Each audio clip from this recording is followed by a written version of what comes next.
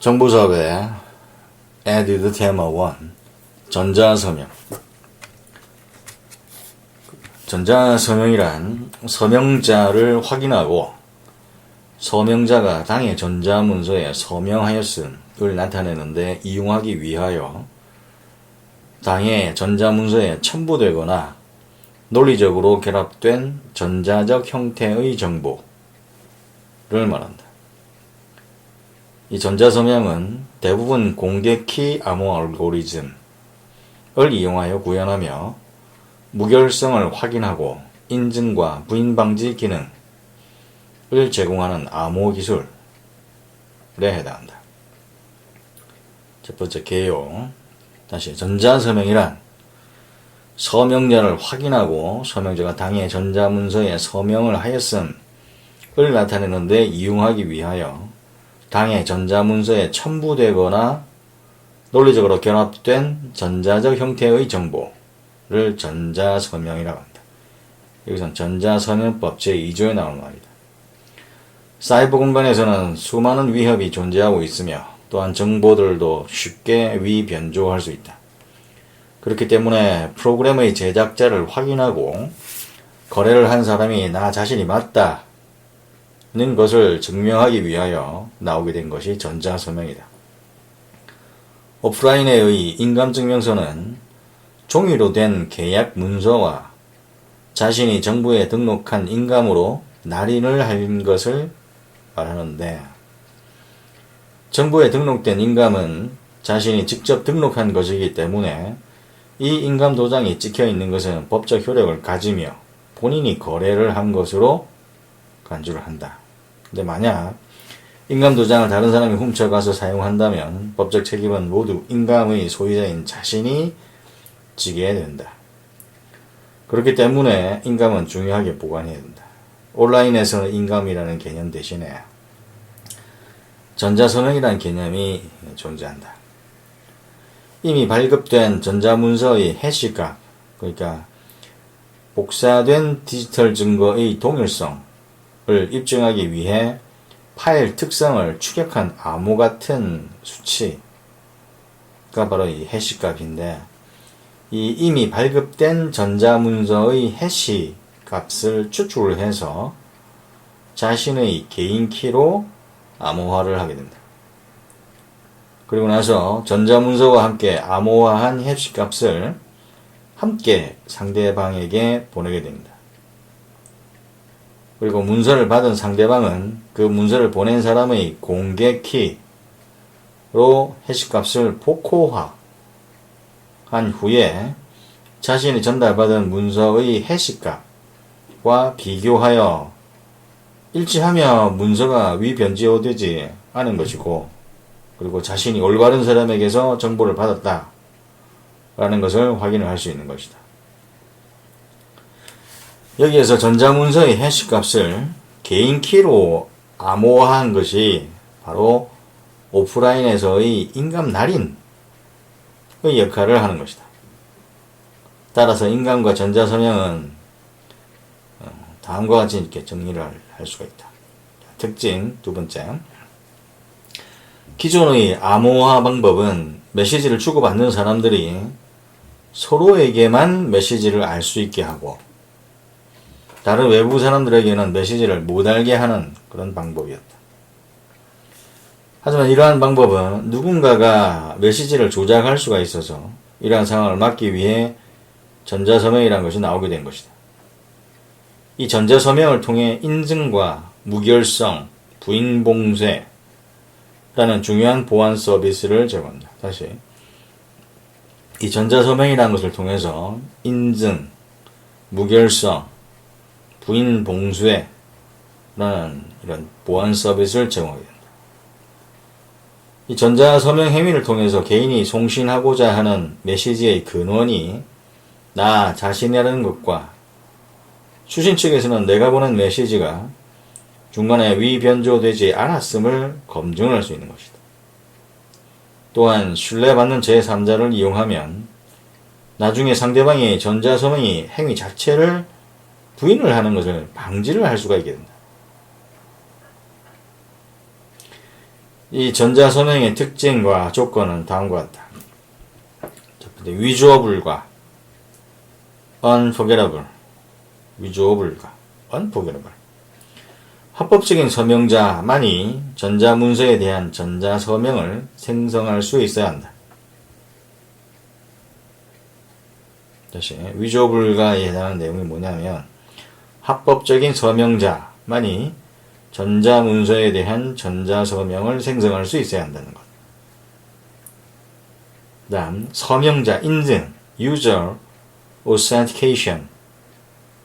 전자서명의 서명자를 누구든지 검증할 수 있어야 한다는 것. 누구든지 검증할 수 있어야 한다.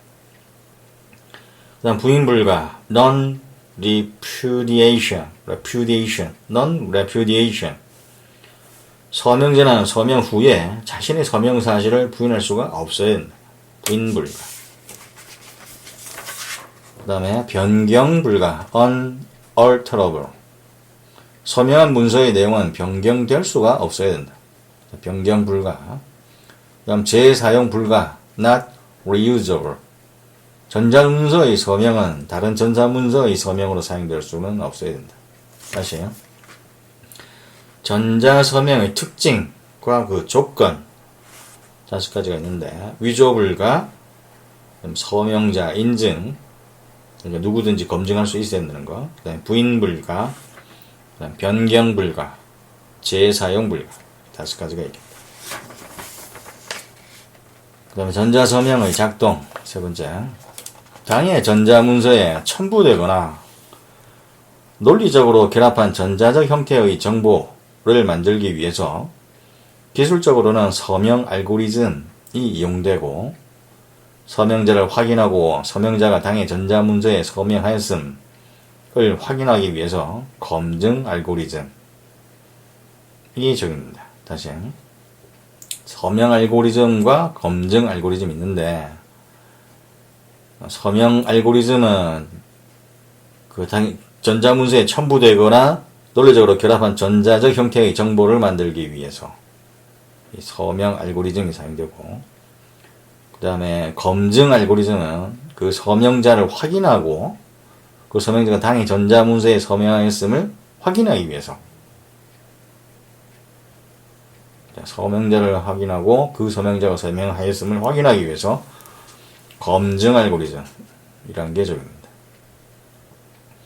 그리고 서명과 검증 알고리즘에 이용되는 기술이 비대칭키 암호 시스템이 된다. 이 비대칭키 암호 시스템은 개인키와 공개키로 구성이 된다. 개인키는 자신만이 소유하고 공개키는 타인에게 공개가 된다. 개인키로 암호화된 문서는 공개키만을 이용해서 복호화. 이 복호화라는 게 뭐냐면 이제 부호화된 데이터를 인간이 알기 쉬운 모양으로 하기 위해서 또는 다음 단계의 처리를 위해서 이제 번역하는 게 복호화인데, 어쨌든 개인키로 암호화된 문서는 이 공개키를 이용해서 복호화라는 게 가능하다. 사용자는 서명 알고리즘을 이용해서 자신의 개인키로 문서에 서명을 하게 되며 상대방이 보낸 서명된 문서는 검증 알고리즘을 이용해서 상대방의 공개키로 검증을 수행하게 된다. 즉 송신자, 즉 보내는 사람만이 고유한 개인키로 생성한 전자서명 정보와 원본 문서를 송신하게 되면 그 수신 측에서는 송신자의 공개키, 그러니까 보낸 사람의 공개키를 이용하여 전자서명 정보를 복호화하고 이를 원본 문서와 비교해서 그 인증과 무결성을 확인하게 되는 것이다. 다시 송신자만이 고유한 개인키로 생성한 전자서명 정보와 원본 문서를 송신하게 되면 수신 측에서는 송신자의 공개키를 이용하여 전자서명 정보를 복호화하고 이를 원본 문서와 비교해서 인증과 무결성을 확인하게 된다. 한 가지 확인해 볼 만한 사실은 전자서명 자체가 기밀성 제공하지는 않는다는 것이다. 다시 말해서 전자서명이란 송신자가 보내는 원본 문서에 첨부된 전자서명의 생성과 검증에 관련된 말이고, 원본 문서 자체의 암호화는 또 다른 문제이다. 암호화 시스템에서 다양한 기술들이 존재하지만 개인키와 공개키를 이용한 암호화도 가능하다. 즉, 송신자가 수신자의 공개키로 암호화해서 송신하면 메시지는 개인키를 소유한 수신자만이 해독할 수 있게 되므로 따라서 기밀성을 제공할 수가 있겠다. 다시 암호화 시스템에서는 다양한 기술이 있는데 개인키와 공개키를 이용한 암호화도 가능하다. 즉 송신자와 수신자의 공개키로 암호화해서 송신을 하게 되면 메시지는 개인키를 소유한 수신자만이 해독할 수 있게 되므로 이때는 이제 따라서 기밀성을 제공할 수가 있다. 근데 이제 전자서명 자체는 기밀성을 제공하지 않는다는 것. 비대칭키 암호 시스템에서 전자서명의 과정은 서명자의 개인키로 서명을 하고 검증자는 서명자의 공개키로 그 서명을 검증하게 된다. 그리고 암호화는 수신자의 공개키로 암호화를 하고 수신자는 자신의 개인키로 해독을 하게 된다. 다시 비대칭키 암호 시스템에서 전자서명의 과정은 서명자의 개인키로 서명을 하고 검증자는 서명자의 공개키로 서명을 검증하게 된다. 그리고 암호화는 수신자의 공개키로 암호화하며 수신자는 자신의 개인키로 해독을 하게 된다. 이 전자서명은 부인 봉쇄를 제공하는데 이를 위해서는 공인인증체계의 도움이 필요하다. 즉 송신자와 수신자 사이에 신뢰받는 제3자가 개입을 해서 쌍방 사이의 거래를 증명해 주는 것이다.